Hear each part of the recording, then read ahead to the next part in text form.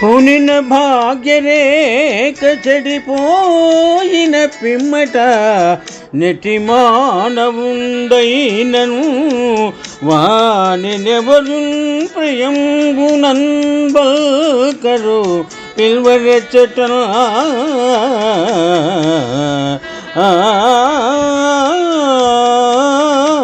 ఆనది ఎట్లకోయని నన్ సత్యము పుష్పము వాడి వాసన హీనత నొందియున్న ఎడనెవరు ముటుదురయ్యా భాస్కరా.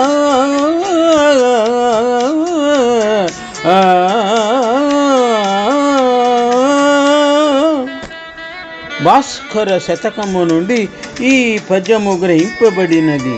రచన చేసిన వారు మారన వెంకయ్య. పద్యభావము: భాస్కర పూ వాసన లేక ఎండిపోయి వాసనను పోగొట్టుకొనిన పిదప దానిని ఎవరునూ ముట్టరు. అది ఎట్టిది అనగా, మానవుడంత గొప్పవాడైనను అదృష్టరేఖ తొలగిపోయినచో వానితో ఎటువంటి మనుష్యులు అయినా కూడా ఎవరునూ మాట్లాడరు, ప్రేమతో పిలువరు అని భావము. శుభం. పూనిన భాగ్యరేఖ చెడిపోయిన పిమ్మట నెట్టి మానవుండైనను వానినెవరు ప్రియంబునన్ ఆకరు పిల్వరెచ్చట తానది ఎట్లకోయని నన్ సత్యము పుష్పము వాడి వాసన హీనత నొందియున్న జడ నవ్వరు ముటుదురయ్యా భాస్కరా.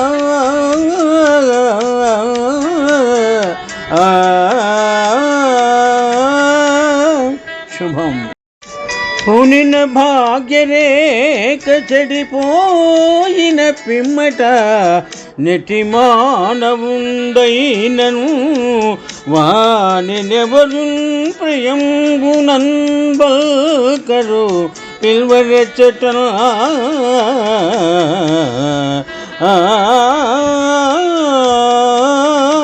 ఆనది ఎట్లకోయని నన్ సత్యము పుష్పము వాడి వాసన హీనత నొందియున్న ఎడనెవరు ముటుదురయ్యా భాస్కరా.